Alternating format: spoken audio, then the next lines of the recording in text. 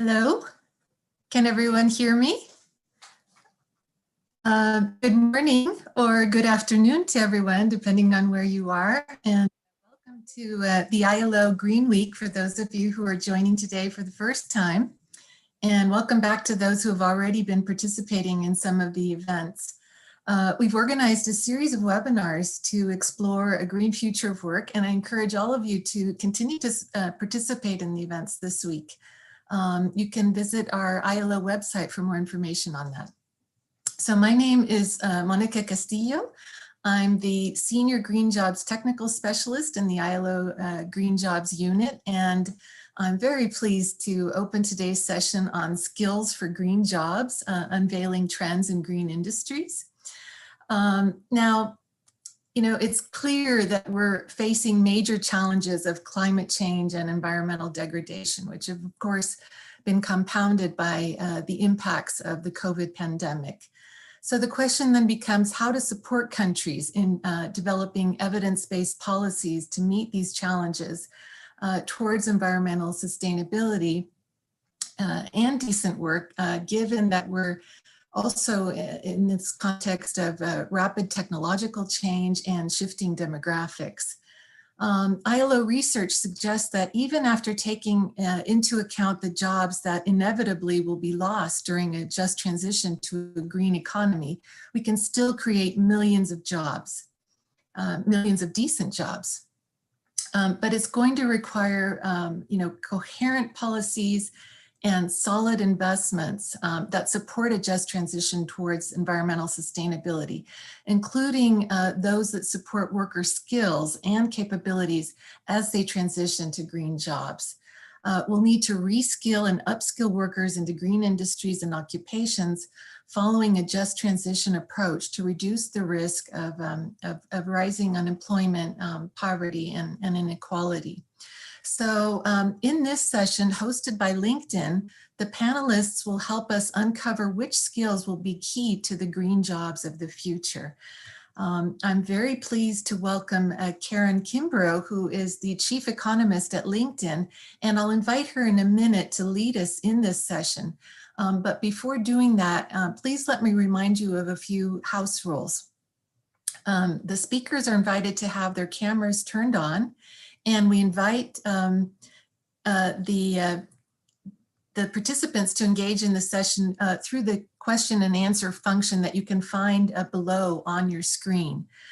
Please use that function for questions and comments rather than the chat function.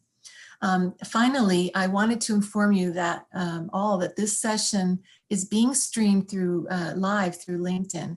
And so now, without further ado, I'd like to invite Karen Kimbrough to lead us through that session. Karen, it's really a pleasure to have you here. You have the floor now.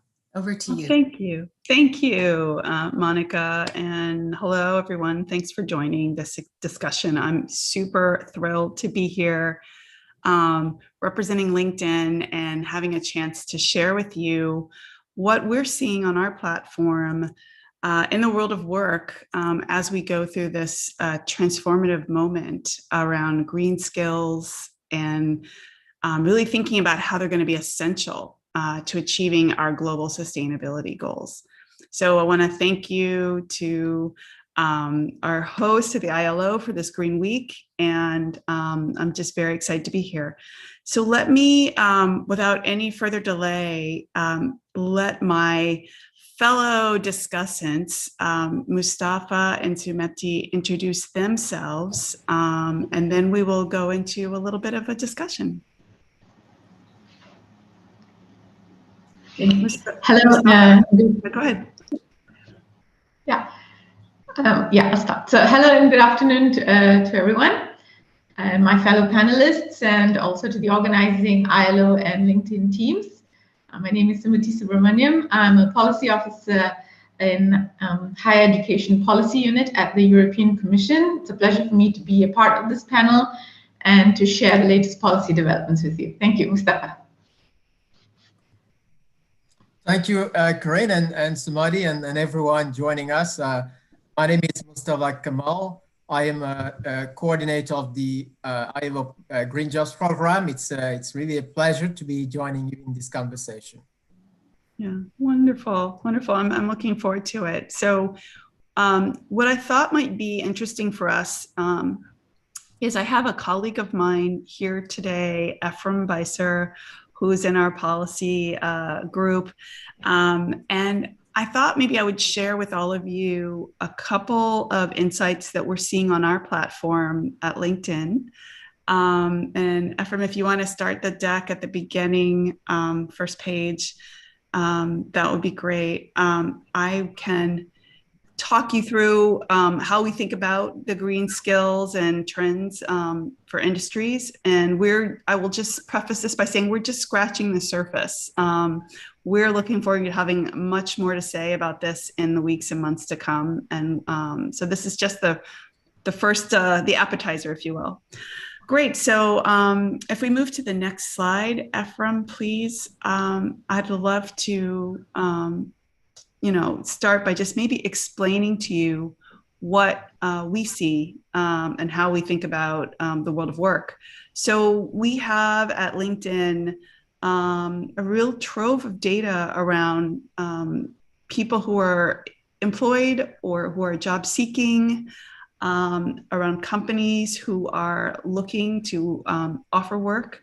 And within that exchange between people and employers, we get to see a lot about the skills that people represent that they have, and also the skills that employers say they're looking for. We are able to see what schools where they've gone to get education and training. And overall, this spans some 740 million members globally. With that, that's a real quick picture of the kinds of data that we get. I'll go right into what we're seeing in the green skills space. Next slide, please. So one of the things that we measure at LinkedIn is what we call the hiring rate. And this is just a measure of how rapidly, if you will, people are being hired relative to a population in any particular location. So this graph is showing you the hiring rate for what we call green jobs, and I'll get to that in a moment, what those are, by country. And what you see is generally, some countries are kind of picking up a little bit more than others. Obviously, last year was a bit of a dip. Many countries saw hiring rates fall across the board, no matter what the job was. But generally, we see, almost 1.5 times of jobs growth for green jobs versus non-green jobs overall. And our hiring rate has definitely accelerated for certain countries, China, Brazil, Germany. In part, that's because of the pace of the recovery for some of those countries, and in part, it's their focus. But it's overall, what I would say is we are seeing a greening trend across our platform in terms of skills and jobs and hiring. Let's go forward one slide, please. The next slide is trying to give you a sense of the demand for workers with green skills. So we can look at green skills across industries. And what this chart is giving you a sense of is the percentage of employees in a particular industry with green skills. So that's on the y-axis. So manufacturing has a relatively, in the dot in the center, has a relatively high percentage, although not that high, only around 10% of workers who have what we call green skills. Similarly for healthcare. If you think about the x-axis, going from the bottom left to right, that measures how quickly the share of employees with green skills is growing. And what we're seeing is very more accelerated trends in energy and mining, but a lower level of green skills, perhaps. Same for finance, relatively faster growth in green skills, but lower level. So obviously, ideally, we'd love to see everything up and to the right at the far right corner, but that's to come. But we're able to see the spectrum across industries in terms of demand for workers with green skills. And at the far end of the spectrum, legal and education, at least on our platform, appear to be lagging with much more opportunity to grow. Okay, next slide, and I'll go through just a couple more pictures with you. One of the things that we're also looking at is just how fast green skills are just growing globally by category, and what are some of those categories of green skills. So here's just a snapshot, and there's some of the most obvious, I think, more pertinent categories, things like pollution prevention, sustainability research, energy management, or procurement. But in all cases, the growth, you'll notice, is pretty aggressive, sometimes over 100%. So there's a really underpinning we're seeing of growth in skills that are represented by members adding to their own profile what skills they have. We don't think this is performative greening, if you will, or whitewashing or greenwashing. We don't think this is a flash in the pan. I think this is the beginning of a very long underlying trend as we move towards this opportunity to kind of become much greener in our workforce in all measures. Next slide, please.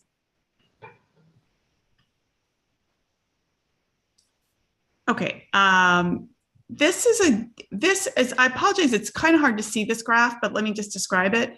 We also started to look at what kinds of jobs are increasingly becoming green. So at the upper right-hand corner, you're going to see things like ecologists or environmental scientists, which obviously are jobs that are already quite green, and no matter what industry is hiring an ecologist, most industries are going to have a lot of green skills in that space. So up and to the right is, again, a more positive place to be.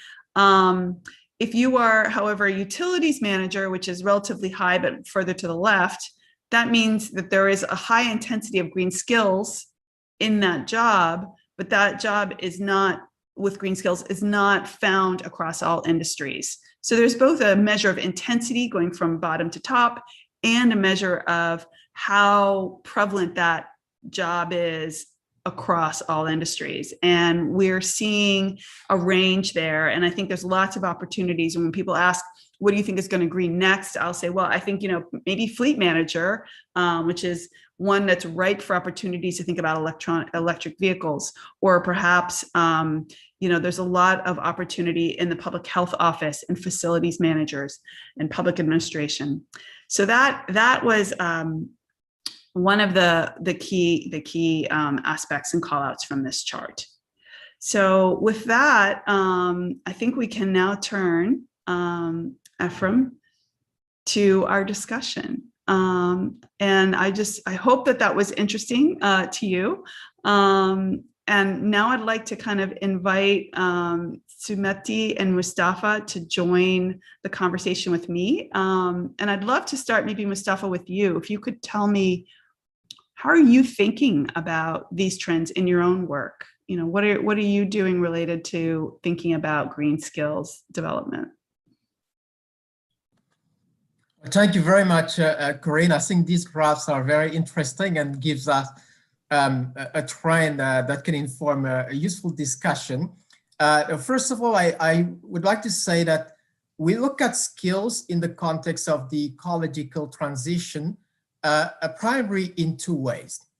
And they all start from the fact that we see the ecological transition as a driver for new employment creation, but also as a possible destruction of jobs, but then importantly, a transformation of the way work is performed across industries.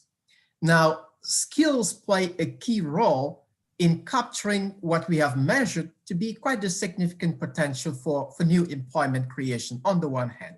But on the other, where work needs to be done differently, where we need to be more resource efficient, energy efficient in the way we work, you need to have that skills built in. And that's what will also possibly capture redundant workers from declining industries to be possibly absorbed in those green industries where we see a potential for growth. So therefore, I'd like to start with those two ways of looking at things: skills as an enabler to capture the job creation potential, and second, as indispensable to enable a transition, a smooth transition where employment is likely to be displaced. I just love how you really captured the essence of enabling transitions. We have the same, I'll just share with you, we have the same view at LinkedIn. We say skills are the currency. It's the currency with which you can move around the workforce. And I think you've said it beautifully. Sumeti, if I could turn to you, can you tell me a little bit about how you're thinking about these trends in your work and how you're supporting the greening of jobs that maybe aren't typically thought of as green? Yeah. So at the European Commission, we of course support the European Green Deal, which sets up an ambitious roadmap for climate neutrality for a climate neutral economy by 2050. So the EU's move to a resource efficient, circular, digitized and climate neutral economy and the wide deployment of artificial intelligence and robotics are expected to create new jobs. So it's only with the right types of skills that Europe can strengthen its position in the global competition and have a sustained economic relaunch geared towards the green and digital transitions. To make this Green Deal a success, education and training, citizens' active engagement, change in behavior, and the right skills and competences are key. So for this, what the organization or my organization is doing in terms of green skills development is that we're working on, together with member states, on a council recommendation on education for environmental sustainability and an accompanying European framework for climate change and sustainable development. So this will serve as a key reference point on how education can contribute to the green transition. Of course, boosting of green skills is an intrinsic part of the ongoing work. Last year, the Commission also launched the Education for Climate Coalition, which is a wide partnership involving the education community at EU, national and local levels. It's to stimulate bottom-up initiatives. And here, of course, particularly in relation to green skills development and change in behavior as well, which is one of the focus points. And then in addition comes work that's already begun in the Directorate General for Employment. Last year, there was a communication on European skills, and there was another one on Digital Education Action Plan. And together, these two communications will support initiatives and actions on the acquisition of green and digital skills. It's important to leverage the two. Now, your question was, how are we supporting jobs that are not typically thought of as green? I'm sorry, I had to run up all of that, but it's through developing the council recommendation. The premise is that environmental sustainability cannot be addressed as a separate topic, a subject or a topic, but that it needs to be integrated in a holistic way at all levels of education, in all disciplines. So whether it's STEM fields, which will see a huge demand, I think as your results show as well, other fields will also require green professionals. So it's integration of sustainability and competences all through, and also to move into action, concern for the environment, moving to action and change in behavior. So in this way, the priority will be for everyone, even those who are reskilling, upskilling, those who are in the education pipeline right now, to get those green skills in all disciplines at all levels. Yeah. Yeah, I mean, it's so interesting. I think what I'm hearing from all of us is this idea that there's a great potential for this to drive change. And I'd love to hear, Mustafa, from you. You know, are you as optimistic as I think Sumeti and I are about this, you know, for the potential for this to drive really sustainable growth? Are you seeing that potential there? I think you may be on mute. I do. I think we all quite aligned that we are on a positive narrative.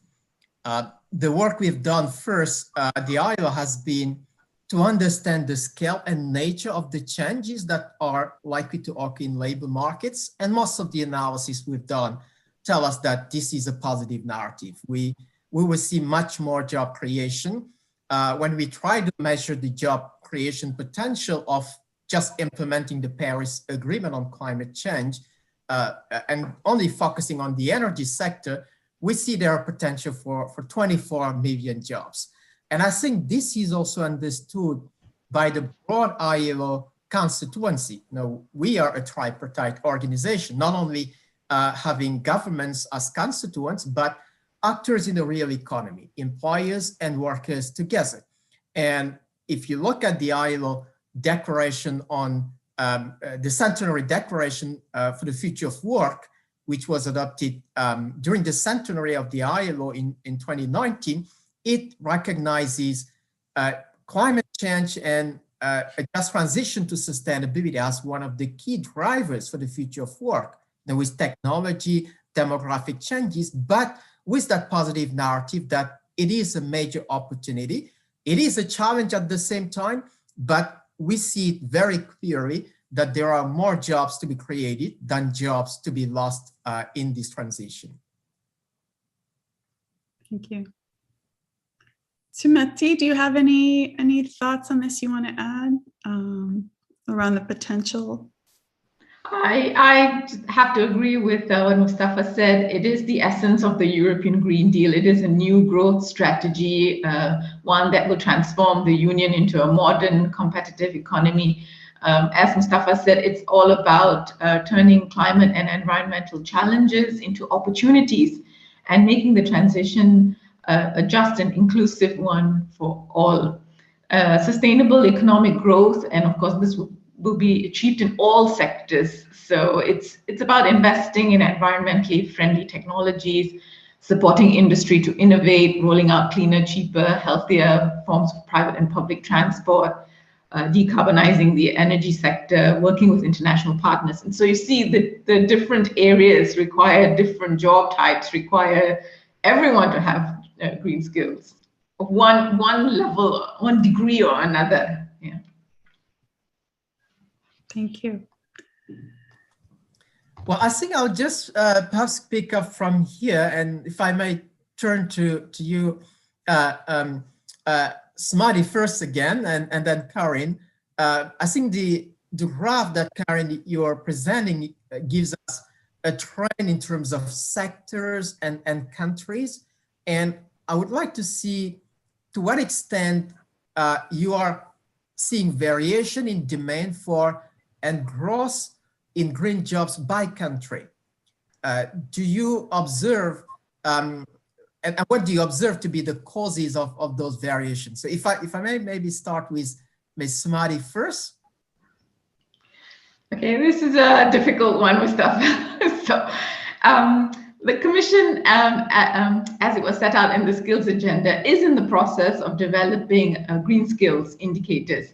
Now, why? Because there are no indicators on green skills that exist today. So a taxonomy of skills for the green transition will first have to be defined.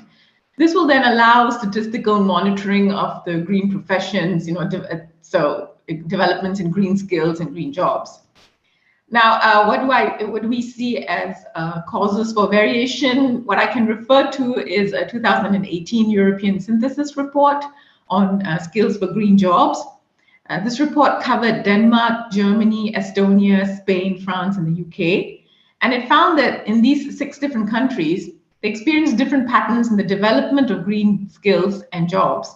And they've defined green jobs and green skills in various ways, making it very difficult to compare to really make a comparison. So what we really need to nail down is what do we mean by green jobs? What do we mean by green skills first? Yeah.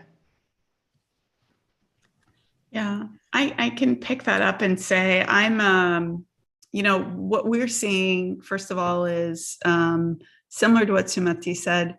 We're working through a really extensive taxonomy ourselves, where we spent the last year identifying some 1,100 green skills, which we divide into kind of like core green skills and then ones that might be more adjacent. So if you're directly engaged in sustainable procurement, that might be a core green skill, but there are many, many other ways to be adjacent to green. And what we're seeing in terms of the demand for growth in jobs, Mustafa, to your question, by country is that I do think it's industry driven. I think it starts with the industries. So we are seeing, in certain places, for example, in Brazil, there was a growth in hiring for green skills. And I think that has a lot to do with the ecotourism. And Brazil is just an example there. We also see that in countries with a large intensity, industrially speaking, towards preservation, towards what I'll call almost the public administration side. So in Europe, for example, there's a lot of attention paid by city managers and regional managers to provide services for their public in a green way. And this is a new and growing trend. So in terms of public administration, that's another area that, or an industry, if you will, if you don't think of it as an industry, that is relatively green, and the demand for skills and jobs in that sector is relatively strong. So I would come back to you and say that demand for and the growth in jobs is really sectorally driven at this stage by certain industries. And then where those industries are most represented really impacts what we're seeing in the country. But everything is greening at different rates. And I think what we're optimistic about is that the greening will happen over time, possibly at different rates, but it is happening. It is a real phenomenon that we're observing. And we think it has, there's sort of a sense among many industries, I think at this moment that we've just had through the pandemic, of reframing their strategy and taking this moment to see it as an opportunity to really be treading a different path, if you will. And I think that governments are starting to really invest, not just in words, but in actions and in budgets to achieve this sustainable transformation. Absolutely. I just wanted to say I cannot agree more with you, especially what you were saying on the taxonomy and the methodological questions that we are also grappling with. We have what we call a policy definition of what green jobs are, but to statistically measure that and do that in a robust manner is a key question. And I think we collectively discussing how to work together on that. So it's an important area for collaboration. Okay, I'll pick it up next. So I'll pose a question to Karin first, and then Mustafa. The European Commission is working to reinforce higher education's contribution to the development and availability of green skills for socioeconomic impact. So to this effect, we're carrying out lots of consultations with the wide and broad stakeholder bases. These are ongoing. What key perspectives do you think higher education systems and institutions should emphasize to educate and train the next generation of green professionals? Karin? Yeah, sure. That's actually a hard question. Well, first I'll say one of the things that I think we're seeing, and maybe I'm going to put my American hat on for a second because I'm coming to you from the US, is there's been a real disruption to higher education as a result of the pandemic. And I think that they're starting to reframe a lot of how they're providing education and services that, if you think about education, it was one of those industries globally that's been around quite a long time and really didn't have to change too much, right? I mean, in some ways you go to universities and they're using the same buildings that they were using 500 years ago in some countries. So things may be changing on the education front in terms of how they do business. And I think in combination with this opportunity that we have before us to tread a different path, to explore a new way forward, I think the education sector is also thinking about two things. One, how do we introduce green into areas that aren't traditionally thought of as green? So, a very sort of lighthearted example is that even in the world of fashion, there is now a focus on sustainable fashion. So, is that being taught? And my guess is it probably is. I can't tell you for sure that it is, but my guess is it is. So no matter what area of education, there can be a sustainable element. Just as we always say, in all areas of work, there is a digital element. You may not realize it, but there is. And so digital skills are essential. And I think also sustainable and green skills are going to be essential in all elements. And I think that the education sector is one grappling with how to do that across multiple domains. I also think that and maybe I'm getting a little bit into the macro picture here, but that this moment we've seen where so much was interrupted in our economies, people who were already out of school perhaps and working are looking to whether or not they want to have a career transition. And so in some cases it might be involuntary or it may be voluntary. And I think the education sector, higher education sector, has a real opportunity here to realize that learning should be lifelong. It's not a question of I go to school, I finish school at a certain age in my 20s, and then that's it. But what if I want to go back to school? What if I want to audit? What if I want to have a refresher and upskill myself or reskill? And I think the education industry is starting to explore how to have lifelong learning opportunities. So not just reskilling people, but giving them, Mustafa, back to your point, this opportunity to maybe enable them to have a just transition, or at least one that they can control. So I'll stop there, but I think that increasingly green skills are just so important across a variety of fields, and we're seeing them everywhere, even in areas, like I said, in sustainable fashion you wouldn't expect. So we're hoping that, maybe my last point, I'll stop, is we're hoping that industry and education work hand in hand, because I think education will struggle to identify exactly what the need is in industry if industry doesn't sort of help provide that answer to them. Thank you. Thank you, Karin. Interesting lifelong learning perspective and partnerships, skills intelligence from the people who actually need and are in need of the skills. Yes. Okay, Mustafa, what do you think? Well, I would just pick from what Karin ended on lifelong learning, because I think that's in the end what it will be about. I think the interaction that Karin was referring to between education systems, schools, universities, and industry would be important, not only to understand better the current trends, as we were trying to grasp them in the beginning of this session, in terms of what is happening in labor markets on demand and supply for green skills and jobs, but also anticipate the demands for the future. There are so many issues on the sustainable development agenda that governments, enterprises are dealing with today, for which we don't have solutions. So if you just take what the Intergovernmental Panel on Climate Change says needs to happen to meet the goals of the Paris Agreement on Climate Change, which is ending the fossil fuel age by the end of this century. Now, if you think of it, it's just about 70 years down the road.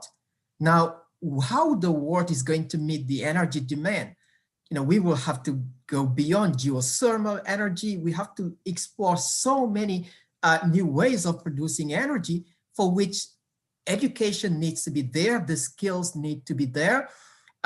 We will have to think beyond capturing and storing safely carbon, because I don't see any other way the world will find a solution to reduce the volume of carbon concentration in the atmosphere. But so many of those technologies will be needed. So therefore, this notion of really meeting current demands and trends, but anticipating the demands for the future.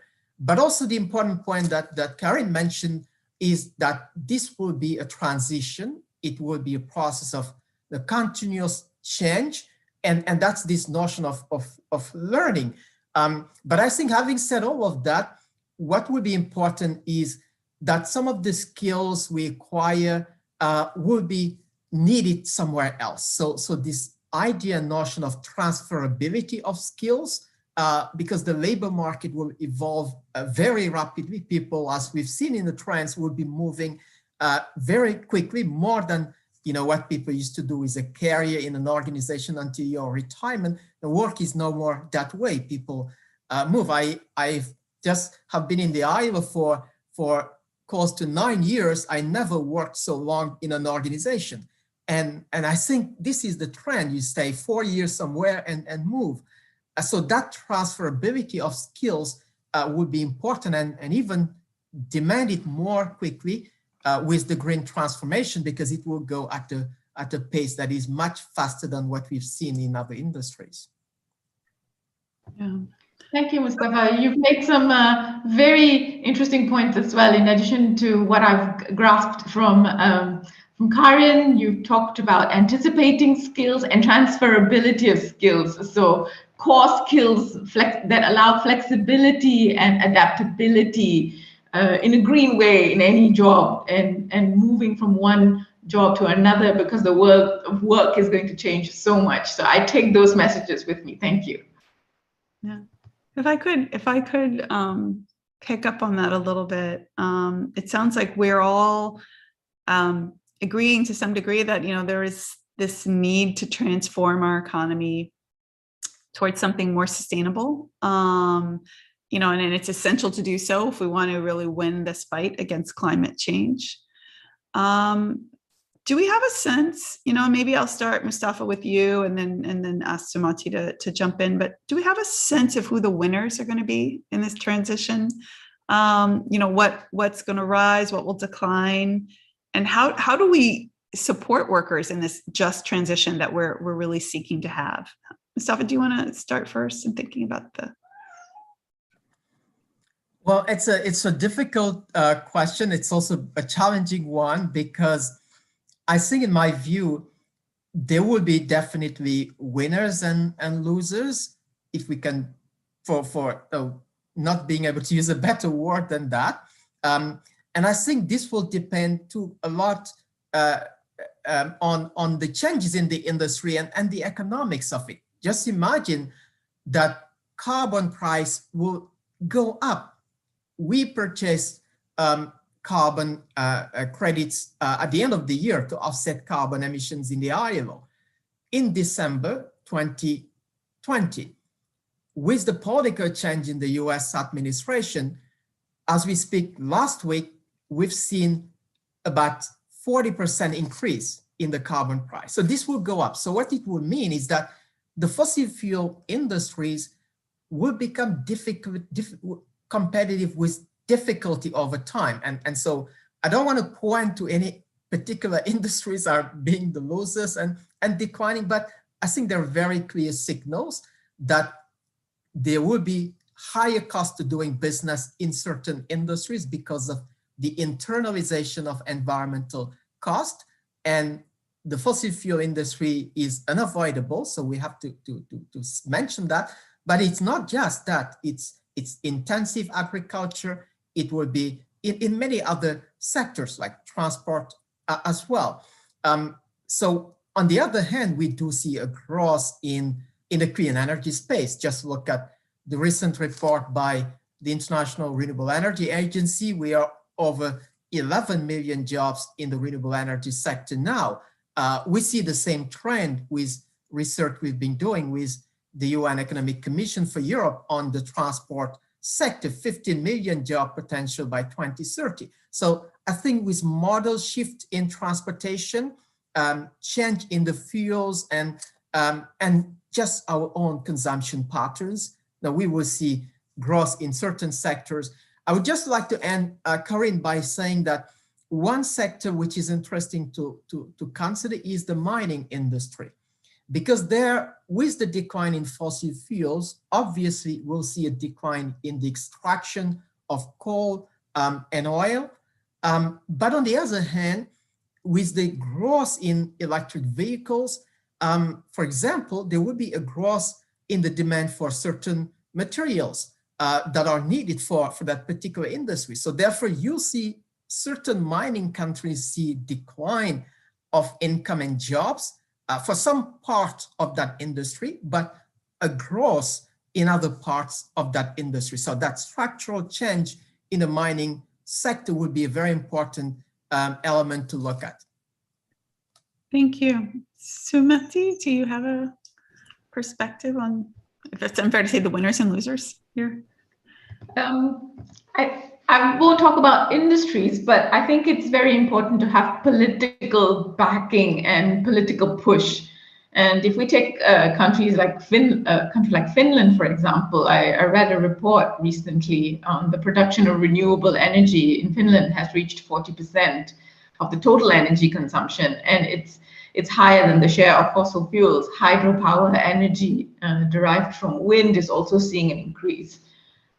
Sweden is the same. It aims to be the first fossil fuel-free nation by 2040. So it's investing in solar, wind energy, smart grids, clean transport, and so on.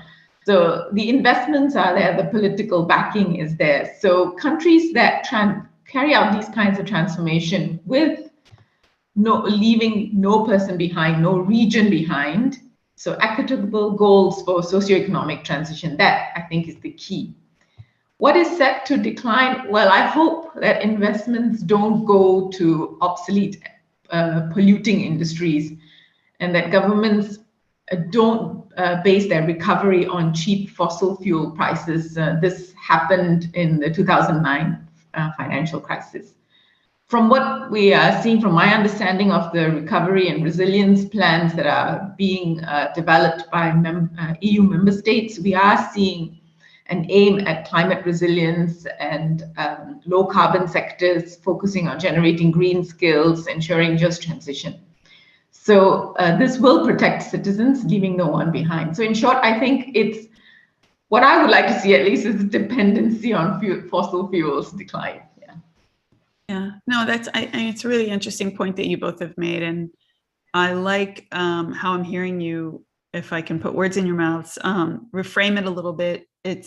There is an element of maybe some ebb and flow, but even industries that are the most challenged, you mentioned, Mustafa, you mentioned mining, and Sumati, you mentioned, some of these like very, intensive, carbon practices.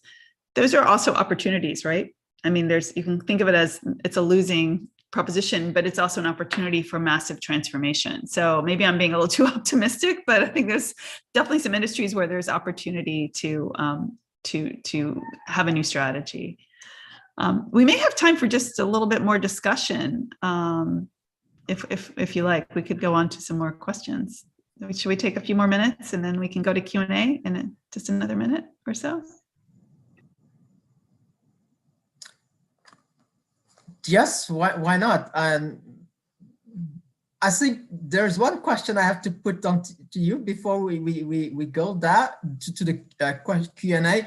And Corinne, in your question, you also ask about how do we support workers? And I think it's important to say something about that. I think the whole notion of just transition is to make sure that this ecological transition is just and fair for all.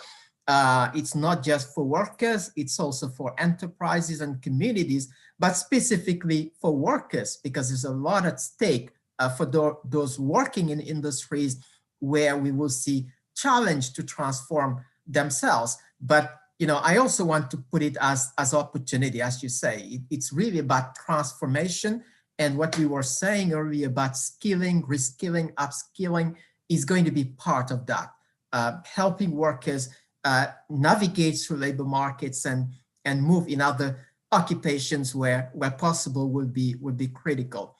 But then, Corinne, I think we have a gender and we also have perhaps a generational dimension to this discussion. So maybe I would just start with Sumati first on, can we detect any generational change in career choices or preferences in relation to environmental sustainability? Do you see any such trends?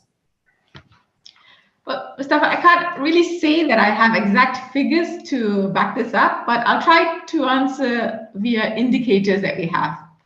There was a Eurobarometer survey on youth in 2018. It showed that the youth mostly agreed with the need to promote behavioral change through environmentally friendly initiatives, such as sustainable transport or recycling systems across Europe. We also witnessed the Fridays for Future marches. And I'll add to this initial findings from a commission study that shows that young students, and especially girls, need to see value in jobs, in particular STEM jobs. And research indicates difference of values and objectives of each generation.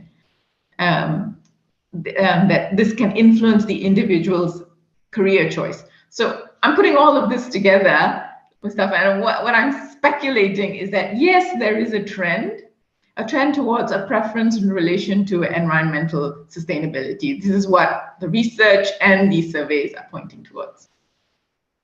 Yeah, from our perspective, I think we're seeing something similar. The way I would characterize what we're seeing is, there's every year there's an increase in the percentage of young people who take their first job in say a clean energy industry. So it suggests that more and more people are starting their career in this clean energy space. And, with the maturation of green industry over time, I think this means that people are kind of growing up in a more sustainable career path, maybe, than before. So there's definitely a draw for youth towards this area. And we're also, seeing there's a decrease in the share of graduating classes that are going to join the oil and gas industry. So people are kind of tilting, and we know that the younger generation is very intentional about having purpose in their work and mission. And so they're voting with their feet to also look for jobs in this area. We see that, MBAs going to the clean industry, MBAs going to the clean energy industry are nearly 3 times as likely as all the other MBAs to become an entrepreneur.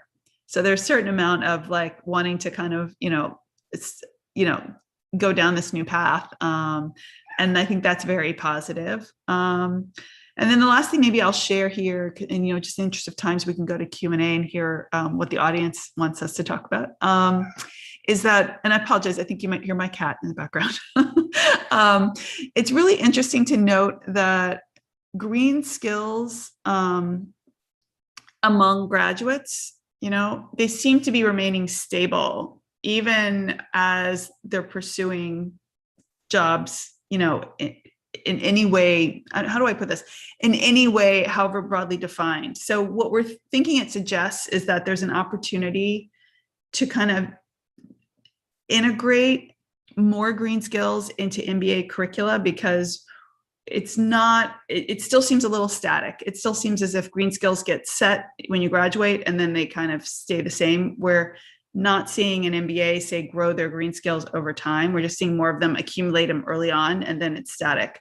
So I think there's hope that there's a lot more young people moving in that direction, but there's also work to be done in terms of making sure that the educational curricula, going back to our question around education, give people the sense of lifelong opportunities to kind of keep reskilling. And I think that's where some work can be done. I am cognizant that we are getting close to the top of our hour, and we promised to do Q&A. So shall we maybe move on to Q&A? You guys are in agreement? Yeah, sure. Okay, yes. Great. I think my colleague was going to help us identify the key questions. Yes. So Hi, great. hi, Karen. Hey. We have a very lively set of questions coming in, both on LinkedIn Live and on Zoom. Maybe I can. I've been trying to kind of put them into some groups. I think there's been a lot of questions about comparing and contrasting the green transition to the digital transition. And maybe I'd be curious if the three of you have kind of thoughts about how they are similar and how they might be different. So maybe we can start with that question, and then we can go into a couple more. I can go first. So I would say where the green and the maybe green and digital are very intertwined, because a lot of green is going to involve technology, and I think they may be in some cases inseparable. If you think about something like autonomous vehicles, they involve both. And then the other thing I would say just very quickly is what we're seeing is just an undercurrent, an underpinning of this inexorable trend of more and more jobs looking for digital skills, no matter what level the job is. It can be basic digital skills or advanced digital skills, but all jobs involve some element of digital.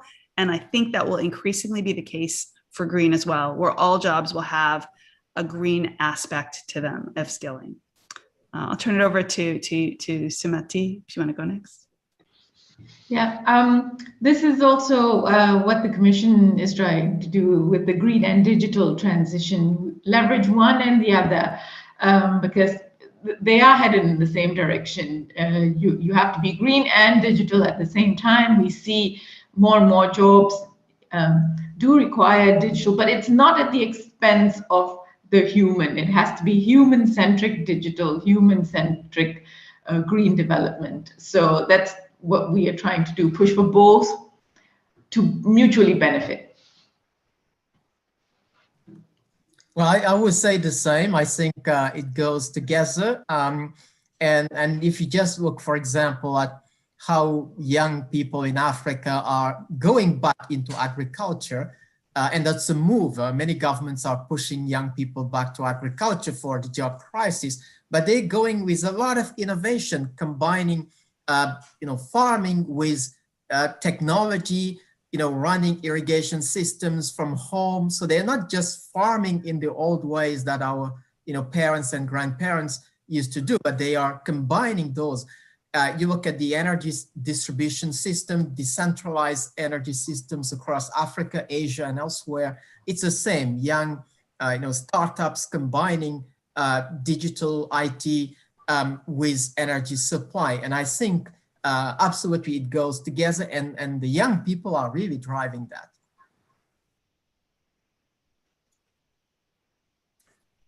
That's great. I think that speaks a lot to some of those similarities and differences. Maybe a little more practical question, because the topic of lifelong learning came up. I learned SQL because for me, learning digital is important to my job.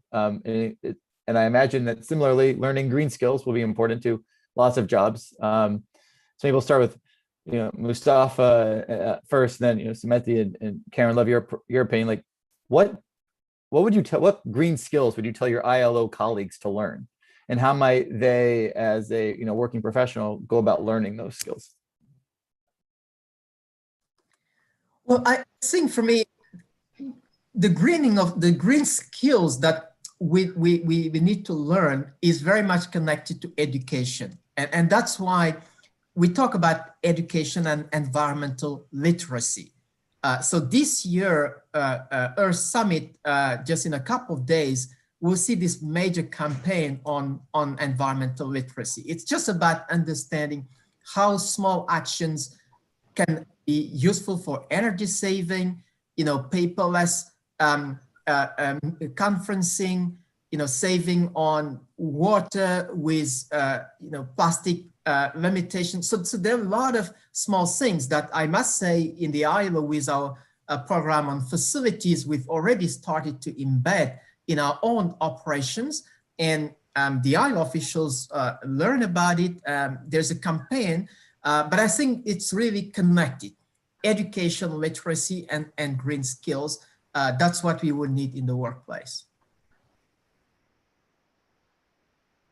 Yes, I do agree. I think it's about bringing it all together. So a person in a particular position would have to be able to think in terms of a system. So every aspect of what their job means to you. Are you going to do a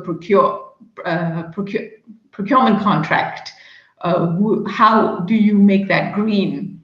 Would you need to work with your stakeholders? How then do you make it inclusive and yet not let people travel around thousands of miles just to speak for 5 minutes and so on? So it's about thinking in a system and reducing it all at all levels, and anticipating whatever measures we do put in place. We as green professionals today and for tomorrow can't think just, okay, this one particular exercise, I'm going to be green and that's it, because it impacts the future as well. So it's futures thinking. And I think for young people especially, what is really important is that they do want to act, but they need to be able to negotiate with the right people. So that's a skill in itself. So yeah. That's a great answer. I would say I'll put my economist hat on for a second, and I'd say what I would most like to see would be an understanding that it's not sufficient to say push all the non-green activities into neighborhoods where poor people live. I would like to see I'll just put it this way, greater attention paid to ensuring that all neighborhoods live in spaces with clean water, clean air. So I feel that there's an element of maybe environmental justice, perhaps. I don't think this is quite your question about what green skills do I think my colleagues should learn, because it's not as though I think LinkedIn, is somehow deficient in this space. It's more just, I think that's top of mind for me as an economist, is this idea of like, as we move along this path, how can we be sure we bring everybody along? They're all equally benefiting from the investments that our governments are going to make with public money to create a greener community. And I would like to make sure that poor communities are participating equally. Karen, I think that's a great point. Maybe I'll make this the last question for each of you to give a quick response to. The digital transition often gets criticized for increasing inequality, or at least the risk of increasing inequality. As we are at the kind of maybe earlier stages of this broader green transition, how do we make sure that the green transition actually contributes to reductions in inequality? And maybe Sumeti, we'll start with you, and we'll kind of go to Karen and Mustafa, and then we can wrap after that. Yes, it's about what I said before. It's about not leaving anyone behind. It's about equitable goals. It's about green skills and becoming synonymous with skills, the day when we no longer delineate between skills and green skills, but it's for everyone. It's permeated every aspect of every life, and we know that everyone is moving forward. So I'd just like to say that it will be the day when we don't think green. It's about there's a lot to be learned from indigenous cultures. Like it was with many indigenous cultures before. They did not have to think green, they were green, and they thought generations ahead, and that's what I think is important. Yeah, I actually think you've said it very well. I don't think I have anything to add. I'm very much, I would love to see the day when it's not green as its own category, but it just is. I'll turn it over to Mustafa for the last word. Well, I think that the green transition offers opportunities for everyone, all countries. I think it's just enabling all those countries to take advantage of their comparative advantage in the system. You just look at our consumption patterns, the way we all want to eat and drink, have organic foods. And you look at the global market for organic foods and drinks, it was last estimated to be around $80 billion. But you look at the structure of that industry and you see that most of the producers are in developing countries, in Africa, in Asia. But today the demand is mostly in the industrialized countries. So therefore there's a major opportunity. I think if we make supply chains work for everyone, not somebody being on the top and capturing all the returns, the others being downstream and all the work, but having justice, social justice, environmental justice, and a just transition will make everybody get something out of this process. That's a phenomenal place to end, I think. It's an idea on everyone benefiting and hopefully we have a just transition. I want to say thank you, and I'm going to turn it over, I believe, to Monica, who will close us out. But thank you to Sumeti on my behalf, and to Mustafa for bringing the European Commission and the ILO perspective to this amazing discussion. Monica, do you want to bring us home? Yes. I'm ready to. Let's see. Can you see me now? Can you hear me? Yes. Yes, okay. Well, thanks to everyone. I've learned a lot. I hope that everyone joining us has also found this a really insightful session on skills for green jobs. Let me thank each of our speakers who participated in the panel. Karen Kimbrough, Chief Economist of LinkedIn, thank you. Mustafa Kamogay, Global Head of ILO's Green Jobs Program, thank you. Sumati Subramaniam, Policy Officer for Skills of the European Commission. Thanks so much to you. All three of you, we appreciate so much all of your insights. And thanks also to Ephraim Beiser of LinkedIn also, who helped with the monitoring the Q&As. I encourage all of the participants who are joining us today to continue taking part in the events of the Green Week this week. Tomorrow we'll be hosting two interesting events at 10 a.m. Geneva time. We'll be hosting a program on how can a just transition work for workers and the private sector. And then at 12 o'clock, we will have the launch of the Climate Action for Jobs initiative in Africa. So please do check our website for more information and to register for these events. Thank you all again and have a great day. We hope to see you tomorrow. Bye-bye.